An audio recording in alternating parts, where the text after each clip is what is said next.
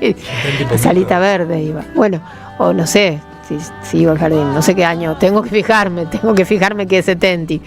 Gente, ¿dónde vamos? A recibir a Luis Brustein. Vamos a preguntar a Brustein ahora también, claro que sí. A ver, Brustein, periodista, columnista de página, columnista de este programa, bienvenido. Muchas gracias. ¿Cómo está? A ver, la primera pregunta es si vos bancás al camping o no lo bancás. Vos sabés que los estaba escuchando y voy a ser ecléctico. Opa. O sea, de pibe, bueno, con mis viejos, en la época que nadie usaba carpa, que no había camping, que había que acampar en medio del bosque, en la costa, ¿no? Teníamos una estanciera de esas grandotas, ¿no? Del año del pomo. Y nos íbamos de campamento a Gesell, o San Bernardo, San Clemente. La verdad que la que hinchaba siempre era mi madre. Mira. Y mi viejo se llevaba una caña de pescar, y en esa época se sacaban tiburones, y era muy agreste la costa todavía. Bueno, esa costa, ¿no? Claro. Porque casi todo el mundo se iba a Mar del Plata. Sí. Claro. Y yo después, ya de pibe, yo con tal de aprovechar un fin de semana, irme de la ciudad, me iba hasta Dedo, o me tomaba un tren y me bajaba en Dolores, creo que era, y de ahí me iba para la costa. He llegado hasta dormir en un banco de playa, con tal de aprovechar el mar y la playa. Claro. En una época que está sin un mango en el bolsillo, claro, ¿no? Claro. Tampoco es que uno elige ir a dormir a un banco de plaza, ¿no? O algunos, te digo, algunos amigos me han contado dormir en las terrazas de los edificios, cosa que no se hace, claro, ¿no? Pero bueno, se entraban y igual se quedaban ahí, dormían adentro de los piletones, en cualquier lado, con tal de pasar unos días. Teníamos un amigo que era un gran guitarrista y músico, Sergio Achero, ¿no? Y que cantaba en un boliche de Gesell que se llamaba Pierrot Le Fou. Y a nosotros nos dejaban poner la carpa en la parte de atrás del boliche, y a la noche animábamos la función, éramos los que aplaudíamos, los que hacíamos ruido. Bueno, todo muy divertido. Pero pasaron los años, los tiempos, y la verdad que ahora, si hay una posadita o un lugar donde uno pueda estar un poco mejor, igual, la verdad que cuando uno va a la playa vuelve solamente para dormir, ¿no? Sí, tal cual. Bueno, esa es ¿Te gustó el campamento? ¿Lo disfrutaste? A mí me gustó cuando lo hice en su momento. Ahora la verdad que me costaría hacerlo, claro. Pero en ese momento feliz de la vida, y lo disfruté un montón, ¿viste? Sí. No me gusta tanto ni el camping cuando estás con una carpa al lado de la otra, no, claro. Este tipo de cosas, no, pero en aquella época no había ni siquiera camping. Claro, tenías que armabas a monte. A monte, exactamente, claro. Tirabas al monte y te hacías la carpa ahí. Sí. Y al pocito con la palita, ¿viste? Pero bueno, yo hice ese tipo de camping cuando tenía 16, 17, 18 años. No pagábamos ni el boleto, nos íbamos al mercado Modelo, que es lo que vendría a ser el mercado central de acá. Arreglábamos con algún camionero brasileño que nos llevaba hasta la frontera, el Chuy. Ahí hacíamos el surtido, y después a dedo nos veníamos, y obviamente no íbamos a camping organizado, íbamos a monte. Así nos estaban cagando los alacranes también, como Andrea, ¿no? De un montón de lugares. Avisen. Cuando uno entra a Uruguay, avisen, hay alacranes, hay serpientes, claro, bueno, pero avisen. El Uruguay natural. Sí, tal cual. Pero bueno, Luis, lindo. Acá nosotros, no sé por qué nos pusimos a hablar de eso, y pintó, y la gente empezó a engancharse. Y nos encantó porque además es una opción el campamento. Y sabes que cuando hay pibes, vos tenías... Y ahora no hay un mango partido. Obvio. Y vos tenías recién el recuerdo de tu infancia con tu familia. Y para los pibes es bárbaro llevarlos de campamento. A mí me ha pasado, y a vos también, de chica, haber acampado y después también. Pero es esa experiencia que está muy buena para los pibes. Y a veces, si no alcanza la plata, Pasa que, bueno, tenés que tener una carpa, ya tenés que tener cosas, no podés ir. Es bueno, es sano, Sí. los chicos, los pibes le acomodan la cabeza de otra forma, Sí, se acostumbran a vivir en la naturaleza, que eso es bueno. Totalmente. Y Hay- más en esta tiene muchas época, cosas, con los ¿viste? celulares, más en esta época que los pibes Sí, están a full claro. todo el día con En los esa época no celulares. había celular, ¿no? Claro, No había no, teléfono. Claro, pero Claro. bueno, no había nada, o sea, pero ahora ponele que ya ir a la naturaleza y desconectar es un montón, un montón. Sí, exactamente. Bueno, vamos a la, Sí, y a la bueno, realidad. Vamos Sí. a irnos un poquito por las ramas. Primero, porque yo Dale. había preparado más o menos el tema de la bandera que me quedó dando vuelta, pero leí una información que es un informe sobre riesgos globales del foro de Davos, ¿no? Que Sí. empieza este lunes. Sí, Es impresionante. va Milei, ¿no? Va Milei y no se sabe si va a Trump. Creo que va a Trump también, pero el discurso del foro es totalmente opuesto a las posiciones de Milei y de Trump. Ujú. Estaba leyendo que el riesgo principal es el de guerra entre estados, dice, conflicto armado entre estados, o sea que va a haber más, lo que está diciendo, y que las principales causas de esta situación, entre esas principales causas ponen dos que realmente son llamativas. Uno es la desinformación, Sí. y la desinformación tiene que ver con el manejo de las redes, con las falsas noticias, Ujú. porque dice que el peligro más grande es cuando las sociedades ya pierden la capacidad de discernir entre la realidad y la mentira, ¿no? Ajá. Y eso es una cosa de conflicto grande. Y el otro punto es la diferencia social, ¿no? Sí. Sí. Porque dice que eso lleva a la polarización de las sociedades. Ahora vos te das cuenta que con ese discurso Milei va a salir a tirar torpedo para todos lados. Y sí, Pero son una bueno, manga peronista esos Davos. Sí, sí. Con Hay suerte como le va a decir una peronistas, reacción, si hay no les como dice una- comunistas. Claro. Claro. Hay como una reacción, creo yo, porque, digamos, a pesar de que muchas veces las guerras son fomentadas por los grandes capitales, y etcétera, etcétera, lo que les interesa es estabilidad también. Claro. Les perjudica Porque los lo que negocios. genera- claro, Ujú. porque las grandes guerras lo que generan es mucha inestabilidad en los mercados, en los precios de petróleo, Sí. de un montón de cuestiones. Y merman el consumo. Exactamente. Este documento Y que vos estás citando, ¿qué es el documento preparatorio? es uno de los, no es el único, es el documento de riesgos globales del foro Ah, de Davos, ¿no? bien. Y casi que el central. Yo apostaría a que el presidente argentino va a ir siempre con su agenda anti-woke, ¿no? O woke, no Sí, sé cómo le dicen. obvio. Y Sí, contra el por lo menos, progresismo, claro. y alineándose nuevamente con Trump, aun cuando a veces Trump lo deja en Orsay a él, ¿no? Claro, lo loco es que ese discurso, por lo menos es este documento que me llamó la atención, Ujú. ¿viste? Debe haber otro. La verdad que por eso no lo tomé como un eje de la charla, sino, digamos, como un comentario, ¿no? Pero ese documento coincide mucho con la política exterior de China Claro. Ujú. y no con la de Estados Unidos, ¿no? Mm.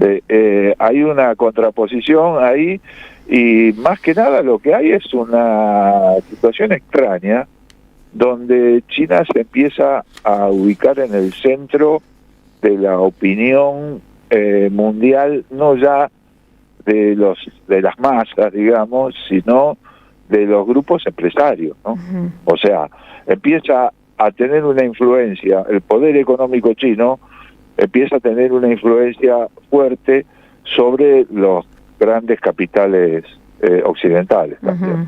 Ujú. Ujú. Bueno, eso me pareció interesante. Hay que ver muy si se interesante. confirma, habría que profundizar en eso. Sí. Yo lo que quería, otra cosa más, ayer cuando hablamos, Sí. y yo planteé las dificultades que había tenido Alberto Fernández con el tema de la inflación. Sí. Y lo que yo quise decir, porque alguno me comentó aquí, no, justo prendí la radio y estaba defendiendo a Alberto Fernández. Yo ni lo defendí ni lo cuestioné. La sequía, la guerra entre Rusia y Ucrania y la pandemia podrían haber ocurrido con cualquier gobierno. Totalmente, y hubieran claro. provocado un desastre económico con cualquier gobierno. Ujú. Esa es lo que quería explicar y Correcto. que lo puedo decir así como en 3 palabras y se entiende mejor. Bien. Pero me quedé también dando vueltas, me quedó dando vueltas en la cabeza el tema de la bandera, ¿no? Viste, ayer ustedes estaban hablando con Fabián Waldman, Sí. Sí. y él les comentó, porque él está acreditado en la Casa de Gobierno también, Ujú. y él les comentó que hace 2 semanas que la Plaza de Mayo está sin bandera argentina, Exacto. y la Casa Rosada también. Casi que sin mástil. O la Casa sea, Rosada, digo. Hace 2 semanas que nadie se le ocurre una bandera. Entonces dicen que los mástiles estaban en mal estado.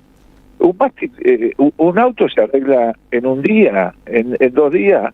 Un auto que es más complejo que un mástil. Un mástil es un palo que sostiene una bandera. 2 semanas que no lo arreglan. Ahí hay desidia, ¿no? Y yo creo que tendría que haber un país que psicoanalice esa desidia por parte del gobierno argentino. Cómo se preocupan por otras cosas y no se preocupan por esa falta de una bandera, de 2 banderas, que le dan un aspecto tan desangelado a la Casa de Gobierno argentina y a la principal plaza, ¿no? Claro. Sí. Porque, bueno, también se manejan con prioridades, ¿no? Seguramente los empleados del gobierno, cuando hay algún empresario cercano al presidente, se le plantea una preocupación, seguramente que se lo resuelve antes de 2 semanas. Ujú. Bueno, pero dejemos la bandera, total, la bandera no le importa nada. Y digo esto porque leí también una notita que había salido en el portal de Tiempo Argentino, donde recordaba una entrevista que le hicieron a Milei en la época de la campaña electoral, donde él decía su rechazo, él expresaba su rechazo por la bandera y decía, cuando veo una bandera lo que veo es un muro, una Sí, pared de ladrillos que nos divide. Sí. O sea, hay algo ahí que tiene que ver con una conformación ideológica, porque en contrapartida, no hace tanto tiempo, Milei apareció en varias oportunidades, no fue una sola vez. Yo por lo menos me acuerdo, en una caravana, también en un momento electoral, en Rosario, había mucha gente, había bastante gente, ¿no? Al final era un cierre de campaña. Y entre la gente había algunos que tenían banderas argentinas. Y había uno que tenía una bandera de Israel. Sí. Y Milei agarró la bandera de Israel, no agarró ni la bandera argentina. Agarró la bandera de Israel y la empezó a hacer flamear por encima de las banderas argentinas. Y hace poco también en un instituto donde él fue, también él demostró su relación con la bandera de Estados Unidos, ¿no? Se envolvió en la bandera de Estados Unidos, y estaba la bandera de Estados Unidos y la bandera de Israel. Y él con esa, o sea, cuando él dice que cuando mira la bandera argentina ve un muro, evidentemente no le pasa lo mismo cuando ve la bandera de otros países. Digo de otros países porque no es por hacer hablar de Israel o de lo que fuera, ¿no? O sea, la bandera en sí como objeto, todas las banderas son iguales, ¿no? Es decir, como objeto. El valor de las banderas está por lo que representan, ¿no? y por lo que representan para cada uno de nosotros. O sea, me parece que el sentido está ahí y no está como la idea que hacen algunas militares de la bandera, que plantean una actitud casi religiosa con el objeto bandera y le quitan, la vacían de contenido, ¿no? Porque si uno lo piensa un poco, más que un muro que divide, en la bandera lo que hay es un nosotros.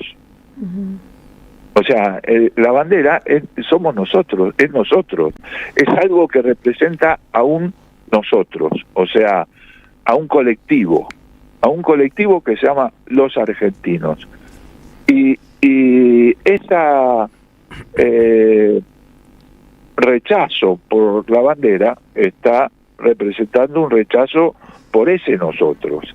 Y ese amor por otras banderas está representando un sentimiento de relación con lo que representan esas banderas, con este otro nosotros, ¿no? Es como decir eso, es como decir que tu nombre es un muro que te separa de las otras personas, ¿no? Si vos te llamas Andrea, ¿no? Porque la bandera es como tu nombre, es lo que te está representando, te representa tu nombre. Entonces, tu nombre, cuando te dicen Andrea, te diferencia, pero no te separa. No. Es muy interesante el planteo, además la cuestión de un país sin banderas, ¿no? Sin banderas, en el sentido de un país a la deriva, ¿no? También.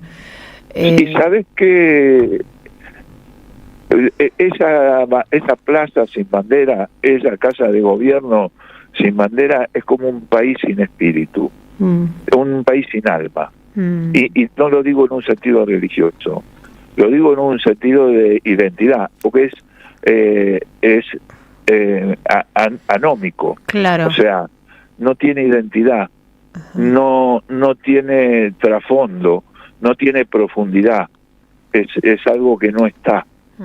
A mí eso me produce tristeza. Totalmente. Pero eso representa un poco el pensamiento de este gobierno, ¿no? Y es el pensamiento que han extendido. A mí lo más doloroso es que es un pensamiento que se ha extendido en el país. Claro. O sea, en la medida que vamos perdiendo el nosotros,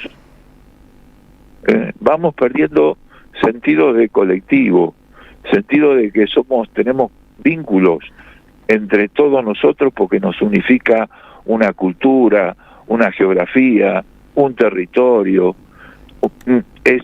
Es algo que nos une, no que nos separa, ¿no? Bien. Te digo, hace desde el 2 de enero que está desnuda la plaza. Está sin bandera. Sí, así es. Bueno, la verdad que nos quedamos con tu reflexión, muy valiosa, y esperemos que lo resuelvan, ¿no? Que nuestra bandera vuelva a flamear allí, en Casa Rosada, no por una y en la Plaza de Mayo. Patriotera, no, una cuestión de identidad, sí se entiende claramente. Exactamente, a mí me gusta que esté, y realmente cuando ves eso sin bandera, es una plaza sin alma, ¿no? Así es. Te mandamos un abrazo. Abrazo, Luis. Abrazo grande. Gracias. Luis Brustein en La Vuelta Completa. La soledad es un amigo que no está, pero hay una radio que nunca se apaga.